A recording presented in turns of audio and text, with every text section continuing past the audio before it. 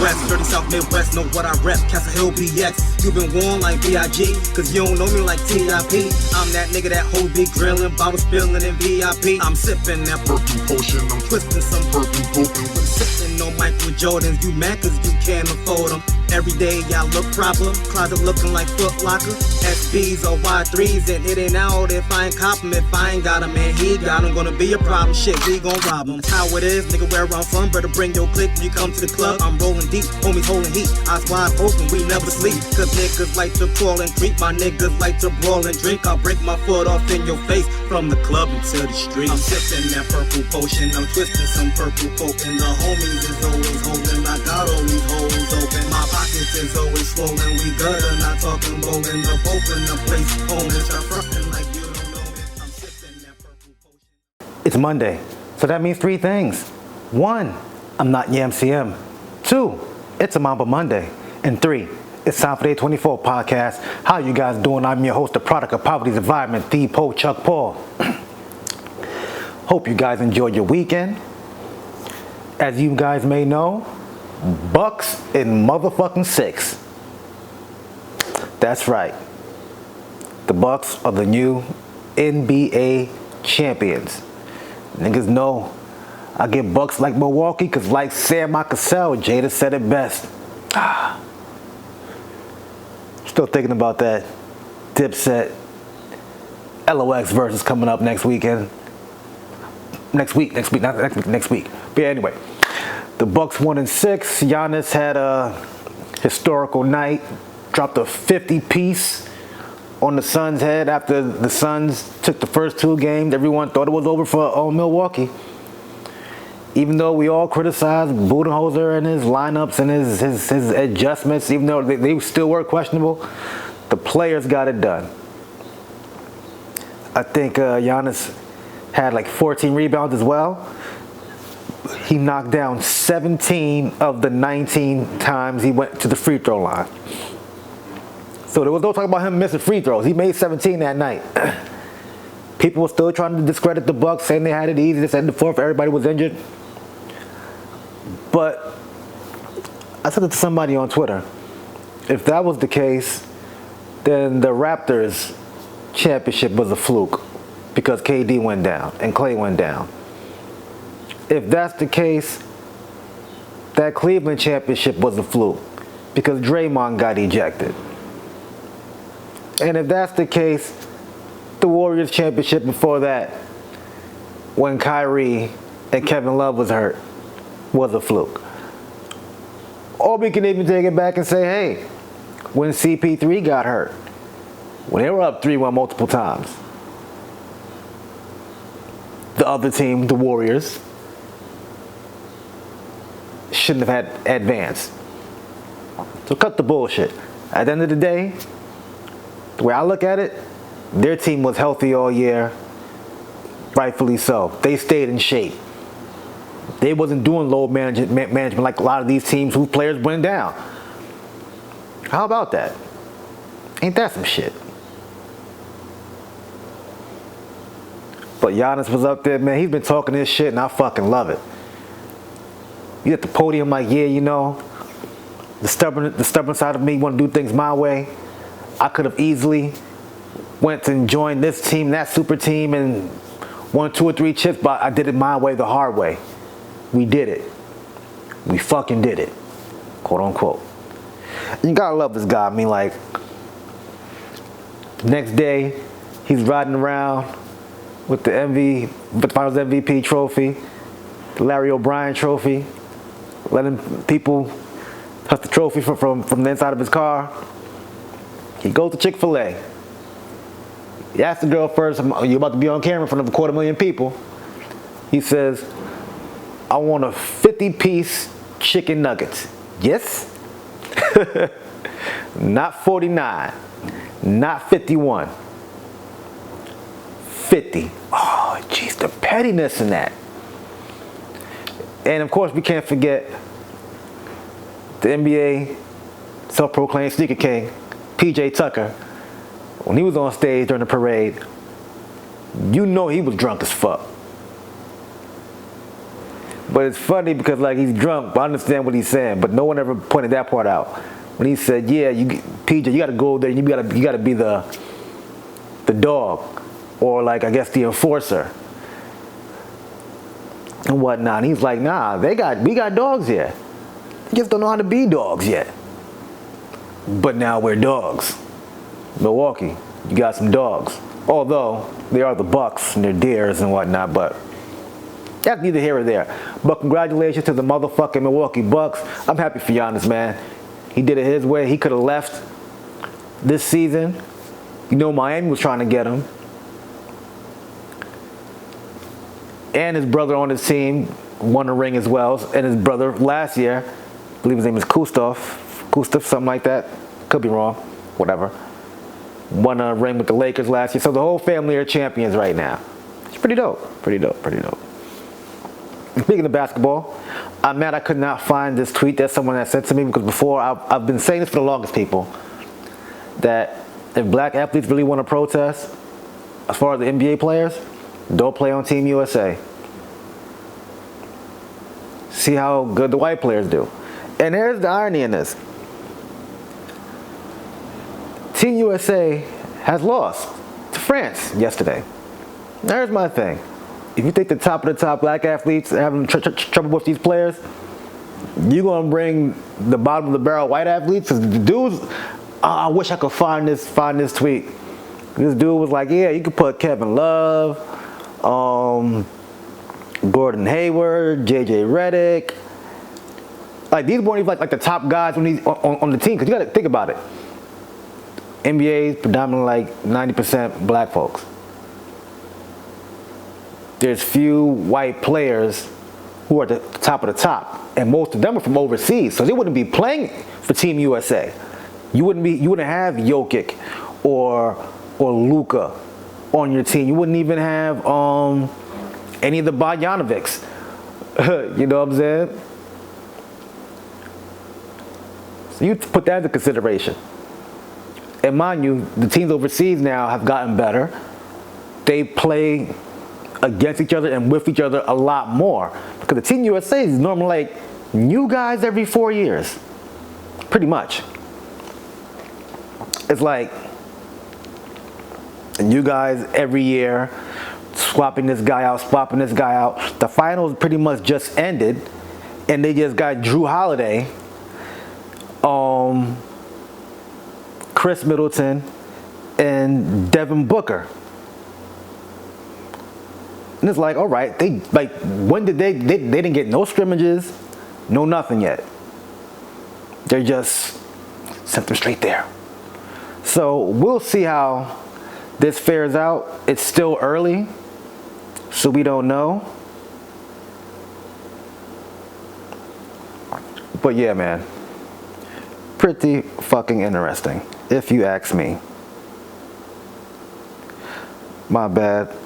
I'm over here sending messages early in the morning. But we gotta definitely talk about if they get themselves out of this hole.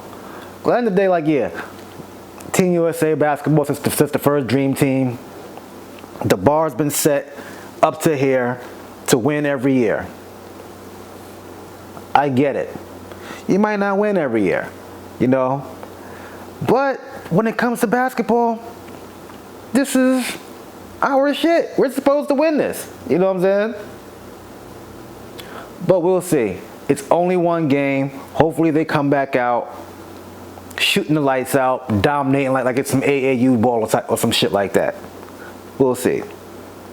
Also, the talk of the, I won't say talk of the town, but I mean, we was talking about it a while back when Dr.Dre had it, went into a slight coma for like a day or two while he was in the middle of a divorce with his now ex-wife, which finally went through. He had to pay $2 million in spousal support monetarily for a certain amount of time. Now that it's went through, it's going to cost him $300,000, about $300,000 in spousal support until she either remarries as a boyfriend, or she dies or he dies. lot of people, like, you know, like these Instagram and Twitter posts like, oh, you guys are worried about the wrong thing, y'all don't make this kind of money. My thing is this, it's not about the amount of money. It's about paying somebody you're not with any more money. Because think about it, when it happened to Mary J. Blige, everybody's like, oh, that's foul, that's foul. These are the motherfucking laws that are put in place when you don't have a prenuptial agreement. Especially in the state of California. Half seas. Everyone splitting everything, half and half. Whether she was shooting in the gym or she was in there making beats with you, my nigga, she gonna get half. Or he gonna get half. Like, I don't care how much money I have, how much I make. I could be a billionaire. I don't want to pay my ex-wife $300,000 while she's fucking somebody else. No. Take what you have in your savings, whatever. I'm gonna write you this check. You take that. You be out. They still have to divvy up all of the properties and whatnot. He also has to take care of her health insurance, I believe. Yeah, her health insurance.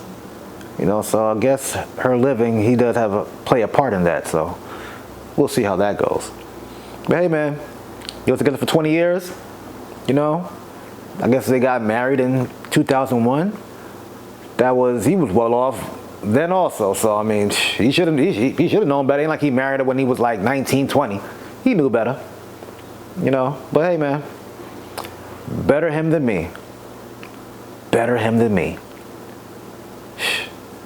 Better drop some new artists, nigga. But I mean, people say he annually makes $35 million. So 300,000 isn't bad, I guess. You know, it's just paying his friend now $300,000 to live her best life. Better him than me, man. Better him than me. Should I go with power first or the shy? These definitely spoilers. I'm letting you know right now. Spoiler alert. Spoiler alert. We'll get with power first. So, you already know what happened in the premiere. Kanan took it upon himself to shoot somebody from a rival crew, Buck 20, who happened to be the boyfriend of the girl that he had a crush on, which is, I think, more of a motive why he did it in the first place, but that's either here or there. You know, we talked about his boy D-Wiz. He's always down with whatever with him and shit like that. So in this episode, Unique and Rock, they had to come up with something. And Unique was like, yo, man, my people is off it, but Buck 20 people want a body. And you know she ain't gonna give up her son. So, you know, Lulu, Rock, Marvin at the diner talking about shit. Marvin talking about he gonna throw a party. Rock and Lulu talking about like, yo, we gotta give him a body. So Rock is going out on a date. She tells Kanan like, yo, stay in the house, it's at the 4th, have your homie come through, watch New Jack City. New Jack City. My brother's keeper? Yes, I am. I don't think people notice the symbolism in that movie, her having them watch that movie. But anyway, so D-Wiz is on his way over there. Lulu pulls up like, yo, get in the car. I'm taking you to a party. He's like, I'm about to go and watch a movie with Kanan. He's like, nah, come through, da-da-da. But here's the funny thing. Jukebox is getting off the bus and sees D-Wiz get in the car with him. So you know that's going to play a part later. But let me finish. Lulu takes him to the club, has some chick dancing all him, whatever, takes him in the back. You know, she gives the nigga some pussy. Lulu was like, yeah, it's going to be the best night of your life. Little did D-Wiz know, that was the last night of his life. They outside taking a leak. He's talking to him. The Lulu like, yeah, man, this shit's crazy. Kanan missed a good night. He turns over, hammer to his head. Bang! And you know Lulu ain't want to do it. He's a little kid, but at the same time, like, look, Him and Kanan went and did grown man business. They should have stayed in the kid's place. They stayed out of grown folks' business. And if it wasn't Lulu, it was going to be Unique's peoples or Buck 20's peoples. So we'll see how that unfolds in the next episode. Now, with the Shy, whew, Sugar turned to shit. 0 to 100. Goddamn. So, this nigga Duda's still trying to find like the good side of himself and whatnot.